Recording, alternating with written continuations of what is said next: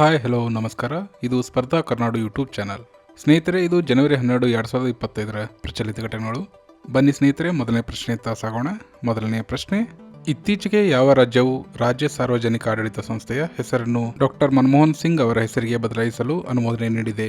ಸರಿಯಾದ ಉತ್ತರ ಹಿಮಾಚಲ ಪ್ರದೇಶ್.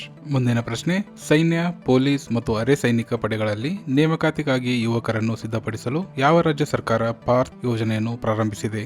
ಸರಿಯಾದ ಉತ್ತರ ಮಧ್ಯಪ್ರದೇಶ್. ಮುಂದಿನ ಪ್ರಶ್ನೆ: ಇತ್ತೀಚೆಗೆ ಯಾವ ದೇಶದ ಸಂಸತ್ತು ಸೇನಾ ಮುಖ್ಯಸ್ಥ ಜೋಸೆಫ್ ಔನ್ ಹೆಸರನ್ನು ದೇಶದ ಹೊಸ ಅಧ್ಯಕ್ಷರನ್ನಾಗಿ ಆಯ್ಕೆ ಮಾಡಿದೆ?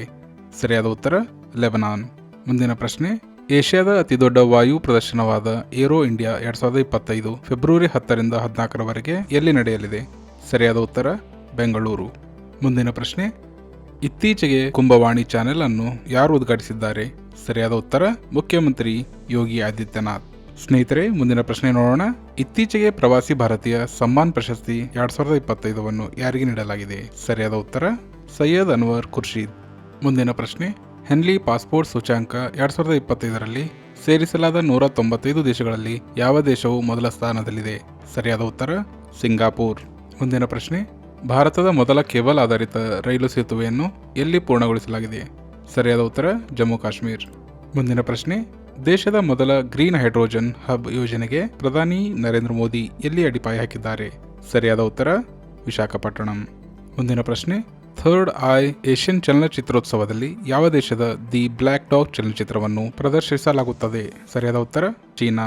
ಸ್ನೇಹಿತರೆ, ಮುಂದಿನ ಪ್ರಶ್ನೆ: ಜನವರಿ 10ರಿಂದ ಥರ್ಡ್ ಐ ಏಷ್ಯನ್ ಚಲನಚಿತ್ರೋತ್ಸವ ಎಲ್ಲಿ ಪ್ರಾರಂಭವಾಗಿದೆ? ಸರಿಯಾದ ಉತ್ತರ ಮುಂಬೈ.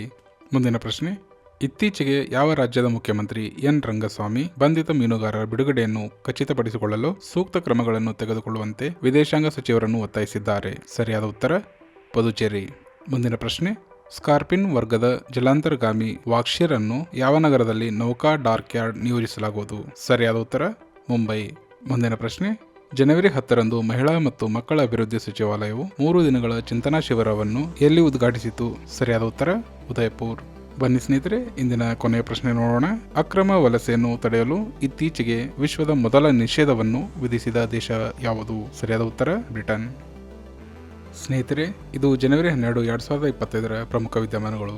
ವಿಡಿಯೋ ನೋಡಿದ ಪ್ರತಿಯೊಬ್ಬರು ನಿಮ್ಮ ಸ್ನೇಹಿತರುಗಳಿಗೆ ವಾಟ್ಸಪ್ ಗ್ರೂಪ್ಗಳಲ್ಲಿ ಶೇರ್ ಮಾಡಿ. ಇದೇ ತರಹದ ಪ್ರಚಲಿತ ಘಟನೆಗಳಿಗಾಗಿ ತಪ್ಪದೇ ನಮ್ಮ ಚಾನಲ್ಗೆ ಸಬ್ಸ್ಕ್ರೈಬ್ ಮಾಡಿ. ಧನ್ಯವಾದಗಳು.